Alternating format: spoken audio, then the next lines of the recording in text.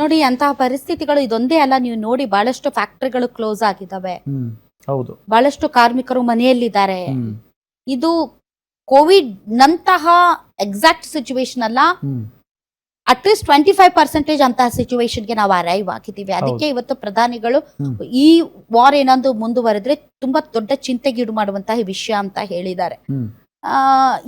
ಇವತ್ತು ನೋಡಿ ಸಾಲ ಸುಳಿಗೆ ಸಿಲುಕಿ ಹೋಟೆಲ್ ಕ್ಲೋಸ್ ಆಗಿದೆ, ಸಾಲ ಕಟ್ಟಕ್ಕಾಗ್ತಾ ಇಲ್ಲ. ಬಹಳಷ್ಟು ಜನ ನಿಮ್ಗೆ ಗೊತ್ತಿಲ್ಲ ರಾಮ್, ದಿನದ ಬಡ್ಡಿ, ವಾರಕ್ಕೆ ಬಡ್ಡಿ, ತಿಂಗಳಿಗೆ ಬಡ್ಡಿ 10,000 ಇಸ್ಕೊಳ್ಳೋದಂತೆ ವಾರಕ್ಕೆ.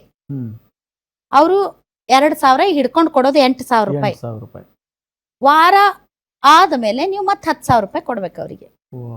ವಾರಕ್ಕೆ 2,000 ರೂಪಾಯಿ ಬಡ್ಡಿ, ವಾರಕ್ಕೆ ದಿನದ ಬಡ್ಡಿ, ಚಕ್ರ ಬಡ್ಡಿ. ಸೊ ಬಹಳ ಜನ ಬಹಳ ಕಷ್ಟದಲ್ಲಿದ್ದಾರೆ ರಾಮ್. ಬಹಳ ಚೆನ್ನಾಗಿರೋರು, ದುಡ್ಡು ಕಾಸು ಇರೋರು, ಶ್ರೀಮಂತರು, ಅವ್ರಿಗಿದು ತುಂಬಾ ದೊಡ್ಡ ವಿಷಯ ಆಗೋದಿಲ್ಲ. ಅವತ್ತು ದುಡ್ದು ಅವತ್ತು ತಿನ್ನೋರ್ಗೆ ಅದ್ರ ಕಷ್ಟ ಏನಂತ ಗೊತ್ತು. ಹಾಗಾಗಿ ಮಿತವ್ಯಯ ಇರಲಿ, ಪೋಲ್ ಮಾಡಬೇಡಿ, ಅನಾವಶ್ಯಕ ಖರ್ಚುಗಳನ್ನ ಮಾಡಬೇಡಿ. ಮುಂದೆ ಯಾವ ರೀತಿಯಾದಂತಹ ದಿನಗಳು ನಿಮ್ಗೆಸ್ಕರ ಕಾದಿದೆಯೋ ಗೊತ್ತಿಲ್ಲ. ಎಂಥದ್ದೇ ಸಿಚುವೇಶನ್ ಬಂದರೂ ಕೂಡ ಅದನ್ನ ಫೇಸ್ ಮಾಡುವಂತಹ ಮಾನಸಿಕವಾದಂತಹ, ಆರ್ಥಿಕವಾದಂತಹ ಬಚಾವ್ ಮಾಡಿ, ಗಟ್ಟಿಯಾಗಿ.